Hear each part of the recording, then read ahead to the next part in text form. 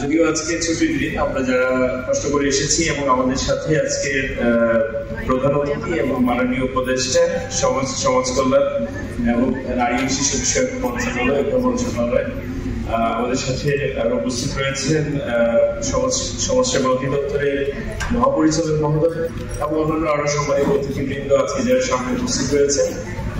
আমরা আপনাদেরকে আমি আসলে স্বাগতই জানাচ্ছি সেই হিসেবে, কারণ যেহেতু শুরুতে বক্তব্য রাখছি এবং এই অনুষ্ঠানটি বিশেষ করে এই সামিটের সহযোগী এবং সাপোর্টার হিসেবে সিরাট কাজ করছে। এটি আমার জন্য এবং আমার প্রতিষ্ঠানের জন্য একটি ভালো স্টেপ বলবো। আমরা নিউট্রিটিংস নামে একটি প্রোগ্রাম নিয়ে কাজ করি সারা দেশে। সেখানে টিনেজার যারা অ্যাডোলেসেন্ট, স্কুল গোয়িং, কলেজে এই ছেলে মেয়েদের নিয়ে আমাদের হচ্ছে কিছু কার্যক্রম রয়েছে। এবং সেখানে ইন্টারেস্টিং জায়গা হচ্ছে যে আজকে এই ধরনের প্যানেলগুলিতে আমরা সবসময় যদি চিন্তা করি যে নেক্সট প্যানেলে হয়তো আমরা অ্যাডোলেসেন্টদেরকে কথা বলতে দেখবো, এটা একটা বড় প্রত্যাশা দিয়ে আমরা শুরু করছি। আমরা সবসময় একটা জিনিস বলি যে আমরা যা খাচ্ছি বা আজকে যে নিউট্রিশন ওয়েলনেস নিয়ে কথা হচ্ছে, তো একটা বিষয় সবসময় আমরা বলি যে আমরা আসলে এখন যা আজকে যা আছি তা হচ্ছে আমরা যে খেয়েছি বা খাচ্ছি, কিন্তু আমাদের ভবিষ্যৎ হচ্ছে আমরা যা আমাদের ফিউচার জেনারেশনকে খাওয়াচ্ছি এটা দিয়েই শুরু করি। কারণ হচ্ছে ফিউচার জেনারেশন আপনার শিশু এবং কিশোরীদেরকে যে খাবারটি আপনি তুলে দিচ্ছেন, কিনে দিচ্ছেন, বানিয়ে দিচ্ছেন, যেভাবে তাকে সেই ফিট করাচ্ছেন, সেটি হচ্ছে আমাদের সকলের ভবিষ্যৎ। কারণ তাদের সুস্থতা আমাদের এই জাতি এবং দেশের জন্য খুবই জরুরি। এর কারণ হচ্ছে আমরা একটি ইন্টারেস্টিং উইন্ডোর মধ্য দিয়ে যাচ্ছি বা একটা প্রসেসের মধ্য দিয়ে যাচ্ছি। এটিকে বলা হয় পপুলেশন ডিভিডেন্ড, যাকে অন্য অর্থে জনমিতির লভ্যাংশ বলে, যা 100 বছরে একটি দেশ একবারই পায়। বাংলাদেশ এই মুহূর্তে জনমিতির লভ্যাংশের সময় আছে।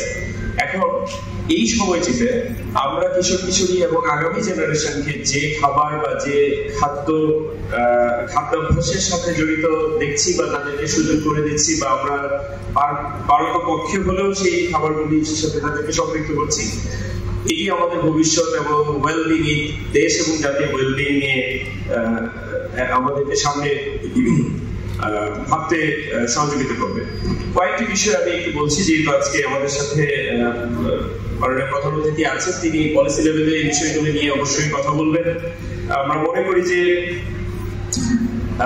একটি বিষয় হচ্ছে যে আমরা যখন শিশুদের নিয়ে কথা বলছি, আমাদের এই দেশে প্রতি 5 জন শিশুর 1 জন শিশু এখনো স্টান্টিং এর যেটি হচ্ছে তারা খর্বাকৃতি যেটাকে বলি নিউট্রিশনের ঘাটতির জন্য তারা সেই চ্যালেঞ্জের মুখে পড়ছে।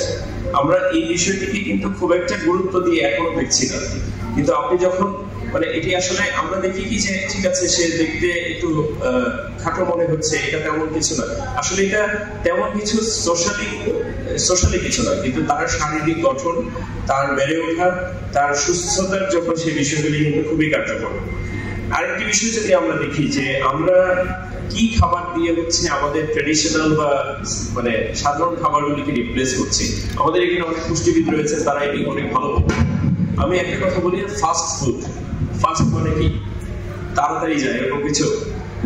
যখন আমাদের খাবার ফাস্ট হয়ে যাবে তখন আমাদের সুস্থতা স্লো হয়ে যাবে, এটা মাথায় রেখে।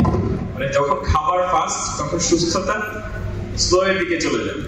এই বিষয়টি আমার কাছে মনে হয় যে আমরা এখন পর্যন্ত যারা হচ্ছে শিশুদেরকে ফাস্টফুডে অভ্যস্ত হতে দেখছি, আমি মনে করছি যে ঠিক আছে বার্গার, পিৎজা বা এই ধরনের খাবারগুলির সাথে আমরা তাদেরকে খুব বেশি পরিচয় করাচ্ছি, এটি আমাদের জন্য একটা বড় অ্যালার্মিং মেসেজ হিসেবে সামনে চলে আসবে। আরেকটি বিষয় হচ্ছে সেফ ফুড। সেফ ফুড নিয়ে বাংলাদেশের ফুড সেফটি অ্যাক্ট হয়েছে, বাংলাদেশের স্ট্র্যাটেজি হয়েছে, পলিসি হয়েছে 2015-তে। সবকিছু পলিসি লেভেলে অনেক ধরনের কার্যক্রম, অনেক কথা, সুন্দর চমৎকার কিছু পলিসি আছে, কিন্তু আসলে আমাদের খাবারগুলি কি সেফ কিনা, আমরা যে খাবারগুলি খাচ্ছি সেগুলি সেফ কিনা। একবার যখনই কোনো একটা খাবার হাতে নেবেন আপনি চিন্তা করবেন সেফ কিনা। আমি তো মাঝে মাঝে যখন কোভিড থেকে আমরা এই যে সচেতনতা শিখলাম যে আমাদের হাত ধুতে হবে, আমাদেরকে বাইরে থেকে আসলে আমাদের ক্লিন হতে হবে অন্য কিছু ধরার আগে, তা আমি তো এখনো দেখা যায় কি যে কারোর সাথে হ্যান্ডশেক করার পরে, বিশেষ করে আমি কোনো খাবার ধরতে গেলে আমার মধ্যে চিন্তা হয় যে হাইজিনিক, কারণ এটা আসলে কাউকে ছোট করে দেখা না। কারণ সে হয়তো অন্য কোনো একটা সার্ভিসে হাত রেখেছে, সেখান থেকে তার হাতে জার্ম থাকতে পারে, সেটা আমার খাবারে চলে আসছে এবং আমার পাকস্থলীতে। তার মানে আমি অসুস্থ হচ্ছি, এবং আমি যখন অসুস্থ হচ্ছি it's literally impacting my daily life, my workplace and everything. তার মানে যদি কোনো একটা খাবার আপনার মনে হয় যে এটা সেফ নয়, তাহলে এটা মনে করবেন খাবারই না। Even it is looking like food, if it's not safe, it could be a lot of colorful. অনেক রং বেরঙের খাবার দেখি না আমরা অনেক সুন্দর কেক দেখি না, মানে কেক নিয়ে তো রিসেন্ট খুব ভাইরাল হয়েছে অনেক কিছু। এত রঙিন কেক দেখে আমার চিন্তা হয়েছে যে আসলে যে মানে এগুলোর খাবার কতটুকু আছে, রং কতটুকু আছে, এটিও আসলে আমাদেরকে একটু চিন্তা করতে হবে। আর আরেকটি বিষয় আমাদেরকে মনে রাখতে হবে যে আমাদের প্রত্যেকটি খাবার, পানি, প্রতিটা জিনিস আমাদের ক্লাইমেটের সাথে কানেক্টেড। আজকে ক্লাইমেট রিলেটেড যে প্রতিষ্ঠানগুলো এখানে কাজ করছেন এইটা সম্পৃক্ত, আমরা তাদেরকে সাধুবাদ জানাই যে আপনারা নিউট্রিশন ওয়েলনেসের সাথে কানেক্টেড হচ্ছেন। রিজন বিং হচ্ছে যখন হিটওয়েভ আসে আমাদের এখানে, তখন আমাদের অতিরিক্ত তাপের মধ্যে আমরা কি খাওয়া শুরু করি, আমরা আশপাশে কি হচ্ছে যে সফট ড্রিঙ্কস কেনা শুরু করি। লুক এট দিস, আপনি যা খাচ্ছেন সেটা বলা হয় যে 1 লিটার সফট ড্রিঙ্কস এর মধ্যে হচ্ছে মানে লিটারালি মানে 4 চামচেরও বেশি বোধহয় হচ্ছে চিনি থাকে। মানে এরকম এমন চিনিও না, ঠিক এটা এমন এক ধরনের সুইটেনার যারা আসলে কোনো মানে সঠিক মানে ধারণা আমরা এখনো পাচ্ছি না। তো এটার কারণ হচ্ছে যে তারা একটা ফর্মুলা হিসেবে, সিক্রেট হিসেবে রাখে, যেটা এটা জানানো যাবে, কিন্তু এটা মানব দেহের জন্য কতটুকু ক্ষতিকর সেটা আমরা এখন পর্যন্ত মানে পুরোপুরি বুঝতে পারছি না। আর আরেকটি বিষয় হচ্ছে যে পলিসি, যেহেতু আজকে আমার সৌভাগ্য যে আজকে আমি আবারও বলছি আমাদের প্রধান অতিথি যে ওনারা পলিসি নিয়ে কথা বলছেন। আমরা জানি যে স্বাস্থ্য সুরক্ষা নিয়ে একটি অধ্যাদেশ অলরেডি টেবল আছে।